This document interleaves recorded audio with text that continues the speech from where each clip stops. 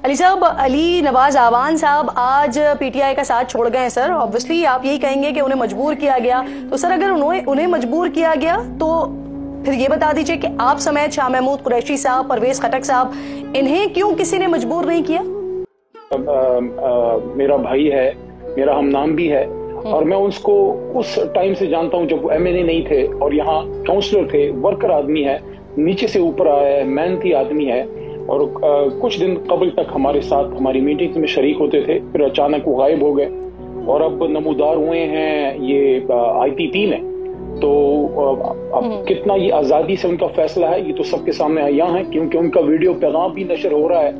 तो मैं समझता हूँ जब कभी आजादी होगी, जब कभी वो बात खुली कर सकेंगे तब इस पे कमेंट करेंगे। इस वक्त तो हम अफसोस ही कर सकते हैं कि पाकिस्तान की सियासत में सियासी कारकुनान का अगवा जारी है और अफसोस की बात ये भी है कि वो निकल के आईपीपी के वहां निकल रहे हैं। ये सवाल उठता है जहांगीर तरीन साहब और अलीम खान साहब पे कि ये कैसे हो रहा है कि मगवी लोग गायब होते हैं और आपकी तरफ निकल आते हैं।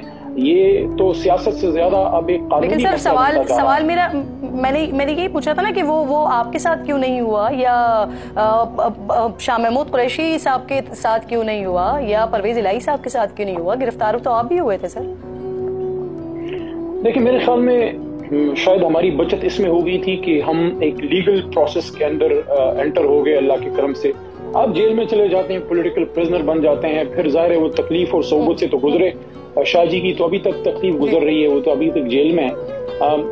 इनका कुछ दोस्तों का मसला कुछ और रहा, क्योंकि जब जेल में आप नहीं होते, आप एक लीगल प्रोसेस में आप एंटर नहीं हो पाते और आप गायब हो जाते हैं तो पता नहीं फिर आप कहाँ हो। तो ये जो आपने देखा होगा, हमारे बहुत से खैबर पख्तूनख्वा से बहुत से लोग, पंजाब से कुछ हमारी लीडरशिप तो जेलों में गई हैं। अदालतों के कवर के नीचे जब अदालत हुक्म देती है आप निकल आते हैं। जैसे मेरा केस था, स्पेसिफिक अपनी बात करूंगा कि मेरे पे दहशतगर्दी का आर्मी एक्ट, सीक्रेट एक्ट वगैरह लगा।